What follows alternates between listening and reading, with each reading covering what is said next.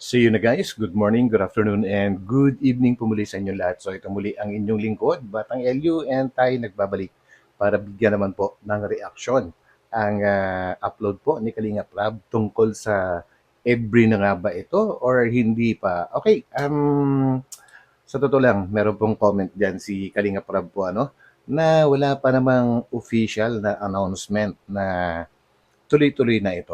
But anyway, bibigyan pa rin natin ng reaksyon dahil bigla pong nagkaroon ng maraming mga sari-saring komento ang mga netizens, no? And sabi nung kabila, yung taga-kabila, ay ginagawa daw ba ito para i-compare dun sa EDSI dati, no? And sabi naman guys ng taga-Kalingap, actually mga supporters po yan, no? Mga kadalasan nagsasalita. At sabi naman ng mga taga-Kalingap ay hindi, wala kaming pakialam kung iko-kumpara ba yan or not. Basta ang sa amin ay basta gawa ng Kalingap, susuportahan namin yan. So, ganun po. Hindi iniisip ng mga Kalingap supporters na ito ay pantapat sa EDSI guys. And meron din mga ibang reactors sa kabila, Nakulang na lang ay talaga nga namang susugurin na si Kalinga Prab. Dahil nga po sa sinabi dati ni Kalinga Prab po na hindi na niya ilalab team itong si Kalingap Edu dahil si Kalingap Edu ay pang na yan para sa pag-aasawa na. Well, hindi ba pwedeng magbago ang isip ng isang tao? Of course, malaya tayo po na pwedeng magbago ang ating mga desisyon anytime na kung pakiramdam natin ay gusto natin gawin itong isang bagay, di ba? And, no, yung mga nagko-comment na gano'n, kulang na lang talaga. Paulit-ulit sinasabi. Sabi mo, sinasabi kay Kalinga Prab, actually hindi in front of Kalinga Prab, kundi sa kanilang vlog po, sinasabi na akala ko ba hindi na ilalab team yan, ganon-ganon.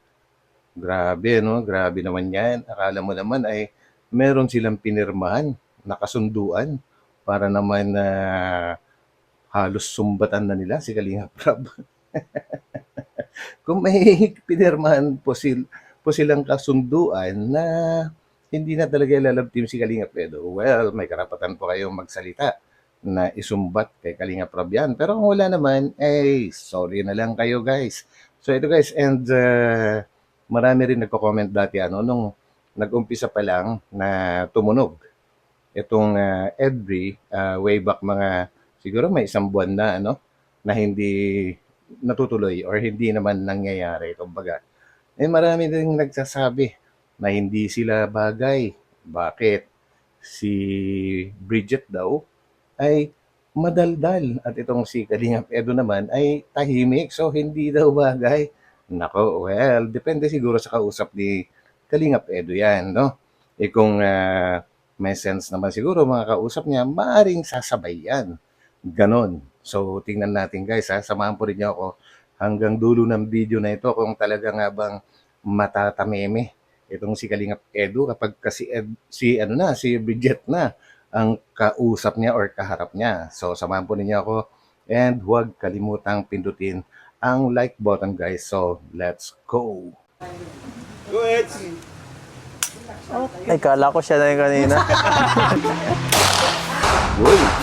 Grabe. Look guys yung kamay ni Kalingap Edu kaya halos lumipad ang baril dahil hindi niya napag-i-interlock yung kanyang dalawang kamay po so kulang sa grip yung barrel ng hawak niyang baril kaya delikado po yan siguro hindi napansin ng instructor niya but anyway siguro dahil first time niya kaya ganyan po pero delikado. Anyway tuloy po natin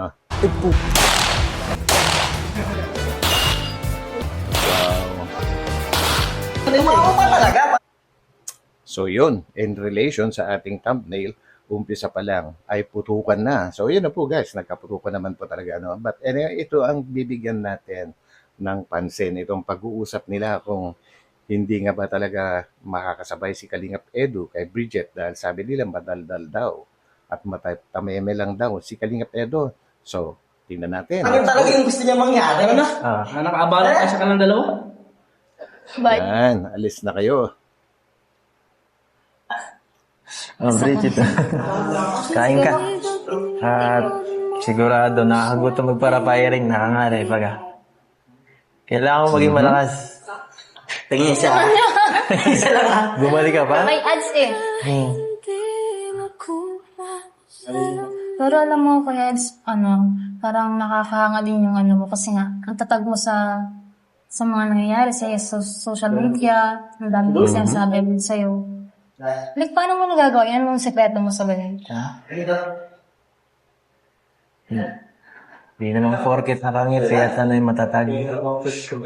Minsan, pinagtatakpan lang.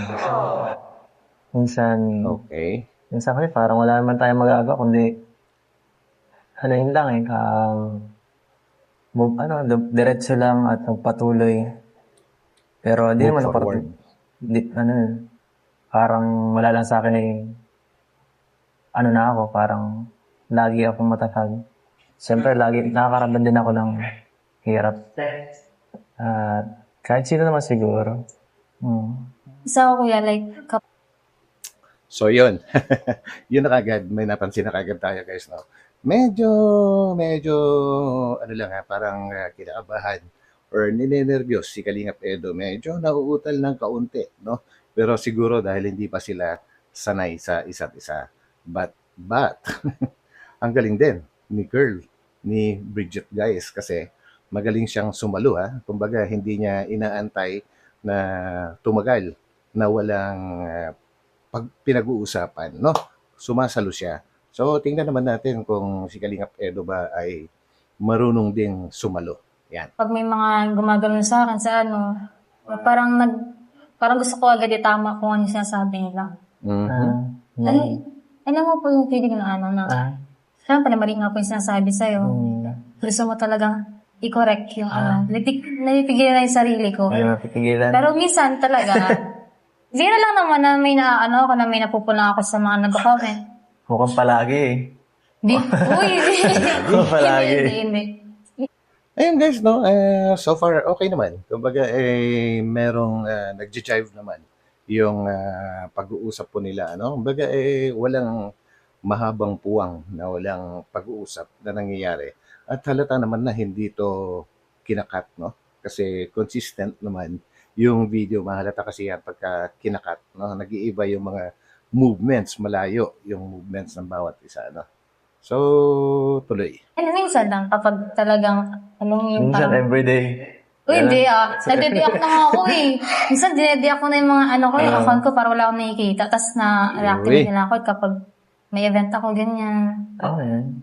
Pero okay lang din naman.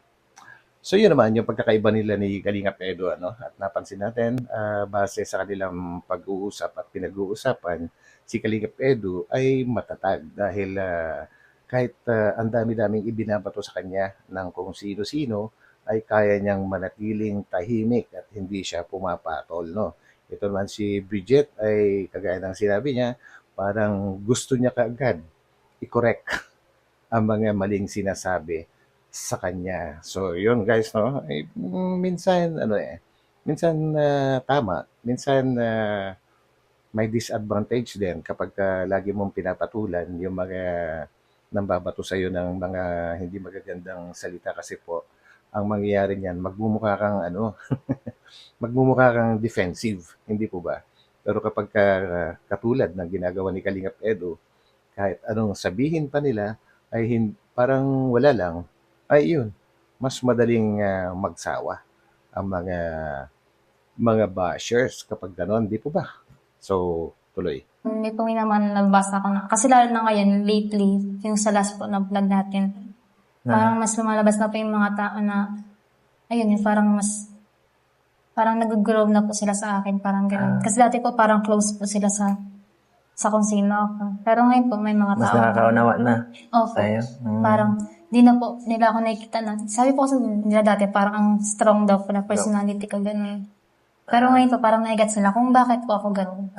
Basta lagi ka lang, naka-guard ka lang sa sa sarili mo, sa puso mo kasi mahirap na kapag bumaliktad ang sitwasyon. Bukod doon, Tama. magtiwala ka lang kala Kuya Rab mo.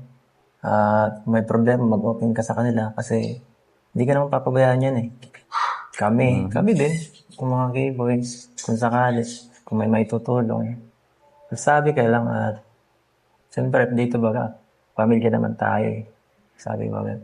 Yan, so And ito parang ngayon ko lang din napansin si Kalingap Edu na nagbibitaw siya ng salita na mahaba. Kumbaga dati kumbaga paputol-putol lang. Pero ngayon, nakakapag ano siya, kumbaga ang haba ng kanyang sinasabi. So kakaiba no? Dahil nga siguro yung pinag-uusapan nila ay ah, nahuli yung kanyang interest, no? Gano'n po 'yun. Kapag interesting yung pinag-uusapan ay talagang makakapagsabi ka, makakapagsalita ka kung ano yung gusto mong sabihin na galing talaga sa'yo. Pero kapagka hindi interesting talaga yung topic ay, yung parang parang ano lang, pagbibigyan mo lang yung kausap mo, parang gano'n. So yun guys, ang napansin ko. um, mapapagkakatiwala man sa lahat at yung sa mga mangyayaring ganyan na sinasabi mo, ano ka na open na lang kasi alam namin ang pamamalakad dito. Simulat sa Di ko, ba? nandiyan ako sa ano niya, sa tabi niya at alam na namin lahat ng pasikot-sikot dito, yung mga issue na kung paano yung kung paano minsan, kung paano mangyayari sa mga ganyan, kung paano Grabe, ang haba na kanina pa yan Kumbaga, pahalos solohin na niya ang pagsasalita. Talaga nga naman itong si Papa Eds, no? And mind you guys, ang galing niyang ang galing niyang magbigay ng advice. Yun. iwasan at kaya ano lang, maging ano ka lang sa kanya, magtiwala ka lang sa kanya. Tiwala ka din sa akin. There are reasons we'll never find Nice, out. di ba? Like how we burned out with no Grabe naman mga tingin nitong si Ate Bridget. goodbye. Was it in the timing or the way we should have tried? We Hindi, were no? falling either way. Marunong din ako, matagal na ako eh. Ako nga rin po, like, parang nung may mga nalaman na ako ng mga problema, ng mga issue. Siyempre, parang nagulat din po ako nun kasi nga, hindi ko din na-expect na may gaganon talaga sa amin. Siyempre, samahan talaga yung kalingap. Tapos, yung pagpasok ko pa lang dito, siyempre, na-feel ko na agad kung paano yung paano yung samahan dito. So, sa mga ganung mga issue, nagulat din ako na may lumabas na ganyan. Tapos, mas malala pa na, parang ang dami talagang, ang laki na naging epekto. So, syempre, para sa akin po, nagets ko rin kung paano nyo hinandle yung situation. Lalo na po ito, sila Kuya Rob po. Doon pa lang po sa point na yun, parang kahit di niya po ako turuhan, pag nakikita ko po sa inyo, syempre, parang naisip ko na rin po na, siguro dapat yan yung gawin mo. At least po, Yun din ang maganda kay guys, no? Yun din ang maganda kay Bridget kasi we all know naman na achiever siya sa school, matalino. Kumbaga ang bilis-bilis niyang maka-catch up sa mga nangyayari. Kagaya na lang ng sinasabi niya na regarding sa mga issues ay sa pag-o-observe lang niya ay nakukuha na niya kung paano i-handle. Yun ang magaling, di ba? Yun ang magaling. And isa pang advantage naman kay Bridget ay bago siya i-tandem, okay, i-tandem or i-collab kay Kalingap Edu, ay matagal na siya sa Kalingap. Mag-iisang taon na nga po yata. Kumbaga, mas nakilala na natin yung character niya. Kung hindi man na buo ang pagkakakilala natin, ay mas marami na tayong nakilala tungkol sa kanya bago i-collab kay Kalingap Edu. Unlike, ayoko na nga sabihin, wag na. So, tuloy na lang natin to. kayo na, Oo. nakikita ko na parang example ko po sa journey ko po sa kanila. Sigurado ko yan. Uy, Sigurado biglang ka. tinanong. Wala lang, hinala lang kita. May trust issue ka na ha. Di man. Ay, halata kasi. Kahit di man, halata eh. Parang yung naaamoy ko galing dito yung trust issue. Hindi ito yung naaamoy ko, dito galing. Inaano ko lang, marami tayong matutunan sa mga nakikita pa sa paligid. Totoo Iba yan. kasi pag pag naandun ka na sa sitwasyon, iba yung pag nakikita mo lang. So, pag naandun ka na sa sitwasyon, pinakamahalaga, huwag kang malalayo sa kalakalingap. Kay San, sa amin, na, yun kami, mag-communicate kasi yun ang pinakamahalaga para mag-guide ka ng maayos. Kagaya sabi ko kanina.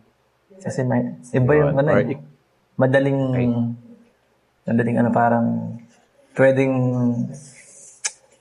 parang ang hirap yan Kasama Parang In other words, pwede siyang mag-consult anytime na meron siyang hindi kayang i-handle na mga sitwasyon. Okay? madaling pong sabihin. madaling sabihin kasi. Pero pag naano ka na sa sitwasyon na yun, Mahirap. magugulo ka Magugulo ka talaga.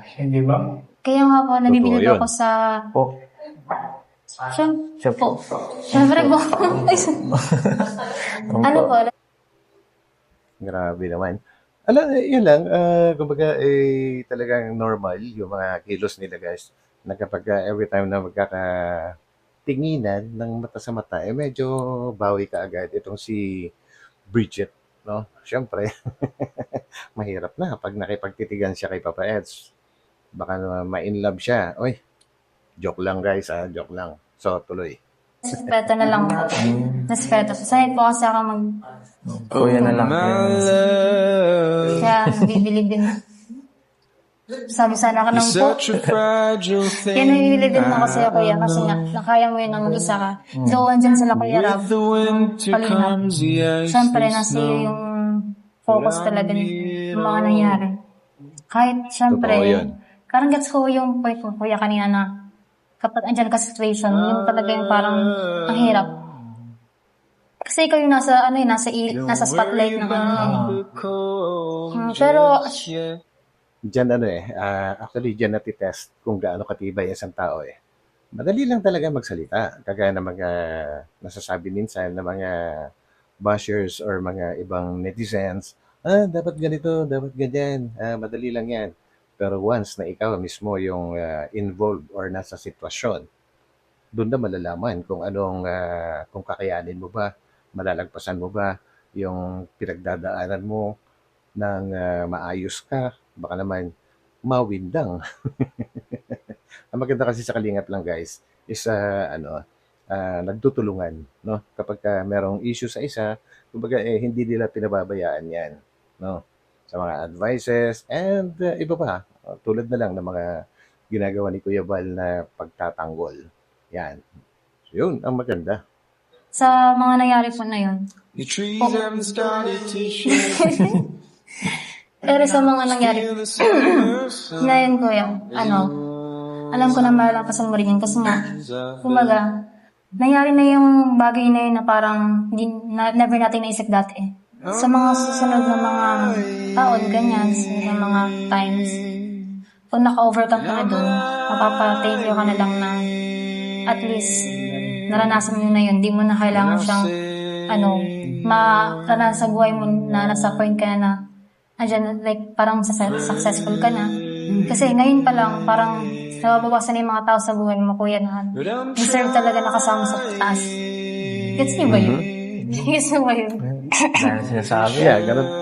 Hindi mo, Siguro, gusto ko lang mag-comment sa sinasabi ni Bridget. Hindi ko naintindihan masyado, pero magko-comment pa rin ako tungkol diyan, no? Yung sinasabi niya nababawasan ng mga tao na makakasama mo dapat na makakasama sa itaas. Diyan kasi, pagka nagkakaroon na ng problema, unti-unting nawawala yung mga dating kakilala mo, yung mga hindi tunay na kaibigan, di ba? Guys, ganoon kapag may problema ka, lumalayo sila. Yung mga tunay naman na mga kaibigan ay nag-i-stay sa'yo. So yan siguro yung ibig niya sabihin. Well, correct me if I'm wrong. Okay. Nangako. Ang dami mo na ano. Masyadong hirap ano sa ano. Taong matalino. Mahirap. Ayun. Mahirap daw sa sa taong matalino. Well, hindi man sa pag-ano, no, ay si Kalinga Pero guys, ay ano po yan, degree holder.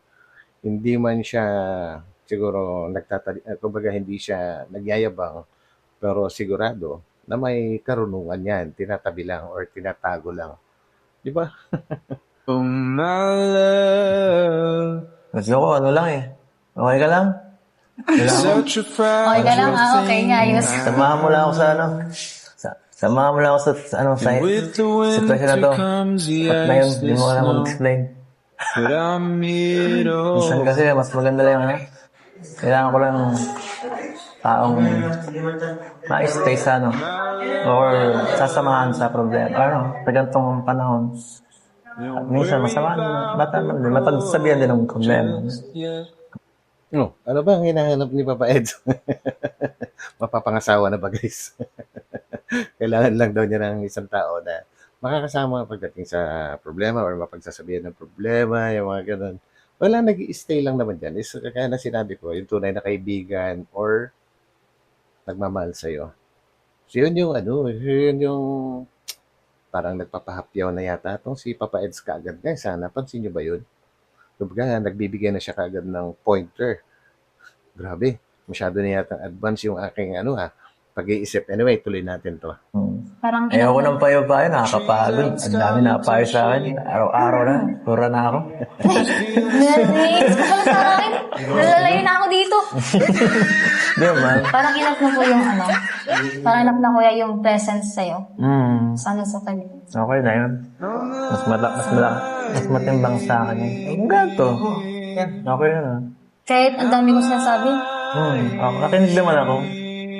Sa karamihan. Panahon kasi ngayon, mahirap makahanap ng listener kaysa advisor ba? Tapos, Totoo yun, guys. No, totoong mas mahirap maghanap ng nakikinig sa'yo kaysa nag-a-advise sa'yo. Ang daming nag-a-advise. Talagang ang daming nag-a-advise. Kagaya ng sinabi natin kanina, ay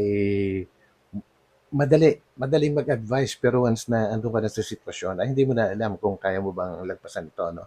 Pero mahirap talagang hanapin is yung tao na willing na makinig sa'yo sa kahit na maglabas ka ng iyong mga saloobin ay handang makinig at uunawain ka. Yun na mahirap, ano? Ang gusto, subukan nyo yan guys sa mga kakilala nyo. Habang nagsasalita ka pa lang, hindi mo pa man nasasabi yung kabuuan ng gusto mong sabihin. Sumasabad na kaagad. Ganun yun. So, tuloy. mas mahirap po talaga yung listener talaga na iniintindi talaga yung sa'yo mo. Kasi may iba po na nakikinig lang. Ay, po. Kasi may iba po yan na parang nakikinig lang. Pero parang di naman nila na pwede naman nila Sinaseryoso. di nila nadadigest talaga yung sinasabi mo. Tapos masabi Yun naman yung kaibahan. Kumbaga parang pinagbibigyan ka lang. Nakikinig pero hindi naman nadadigest yung sinasabi mo. Hindi naman iniintindi. Iba rin yun. Iba rin. Hindi naman good listener ang tawag doon. ay okay, yun lang. Move on na sila. Hindi nila parang tutulungan ka Tapos ang na. ginagawa, sinusungitan mo. Ay, wag na. Uy, hindi yun. Hindi yun. Ay, wag na to. Hindi pala to. Hindi yun. Ay, naman nag-uusap. Pahinga naman yan. Sige, wag naman na. tingnan niya pati tingnan niya. So yun guys, so okay, tama ba yung mga napansin ko guys? Anyway, comment na lang po kayo and kahit ano i-comment nyo, okay lang yan. Basta wag lang naman pampabash, di ba? Yun lang naman ang pinag-uusapan natin dito. And tingnan natin, itong maiksi lang to. Tuloy natin. Huwag mo kakalimutan ha. No, umahiya na nga ako ngayon pa lang. Gusto ko na punta sa ilalim. Meron kasi kaya ako dirugtong to guys, kasi meron ako napansin dito. Ha? Antayin natin. Bakit? Kaya ay. Hindi yan. Baka sunod pag sumikat ka ng pag tumagal, gusto mo na lagi. Yan. Okay, so yun. So, ibig sabihin, sa ngayon, nahiya pa si Bridget, no? Pero sabi ni Kalingap Edu, pag tumagal, ay, ano na, kumbaga, sa mga kasunod. So, sinasabi ba ni Kalingap Edu na may kasunod pa ito? Although, sinabi naman ni Kalingap Rob na hindi pa officially announced na tuloy-tuloy or kakaroon talaga ng Bridget. Sa tingin niyo guys, so yun, okay ito, counting survey lang to. Ano, comment na lang pagka kayo ay sinipag. Sa mga makakapanood lang naman ito guys. Pwede kayong mag-comment ng 1 kapag gusto nyo magtuloy-tuloy itong Edgit. Every. Okay. Every. Sige. Comment na lang. Pagka naman hindi interested, comment number 2. Okay? Yun lang guys. Yeah, mayayain pa yun ako pag marami pa. Pag nasa project, okay lang. Pero pag ganito, Gantong malapit. Sabagay, mga vlog sa'yo, simple lang eh. Karabahan ako pag malapit. On broken signs, you and I. Ito guys, ang ganda ng ang ganda ng meaning. Every new beginning is a chance to become the person you've always wanted to. So kada simula, kada umpisa ay meron kang pagkakataon na maging yung isang tao na gustong-gusto mong maging ikaw. Di ba? Ang ganda. Ganda ng quote. So, tuloy natin. Close to feel the fading, but there are reasons we'll never Alam ko meron pa tayo. find out, like how we burned. Yun. Okay. Leave the past behind, take the lessons with you, and begin again. So, ganun talaga. Yun naman talaga yung pinakatama guys eh. Huwag kang titigil. Di ba? Kumbaga, iwan mo na yung mga nakaraan. And ang dali mo lang is yung mga natutunan mo, no? Para mag-umpisa ulit. Ang simple lang ng mga banat pero maganda siya, malalim, meaningful. Out with no goodbye. Was it in the timing or the way we should try? We were falling in. Okay, so ito. Sometimes starting over isn't losing everything. It's finally finding your way. So, ganda, no? Minsan, ang pag-uumpisa ay hindi ibig sabihin ay nawalan ka or may nawala sa'yo. Kundi ay ito ay umpisa ng mahahanap mo ang iyong gustong tahakin. Kasi kaya ka nga nag-start over eh. Kasi hindi ka nag-excel or hindi naging successful dun sa iyong nakaraan. No? Kasi hindi nangyari yung gusto mong mangyari. So, tuloy. Even when we try to climb, guess some love's just left behind. Meron pa ba? Guess some love. Ay, wala na. So yun guys, wala na. Akala ko meron pang ganun. So, yun lang guys ang ating, ang ating reaction. Although alam ko na ako na siguro yung pinaka-last na nag-reaction nito dahil marami nang nauna. Anyway, gusto ko lang naman i-share din ang aking opinion at kuro-kuro. So yun guys. So kung nagustuhan naman po ninyo ang ating pagtatalakay, sa ngayon ay huwag po natin kalimutang pindutin yung like button. And of course, sa mga hindi pa po nakakapag-subscribe at libre lang naman po yan na pumindot ng subscribe button. So yun guys. So hanggang sa muli, magkita-kita ulit tayo sa aking mga susunod na upload. God bless po and bye-bye po muna. Bye.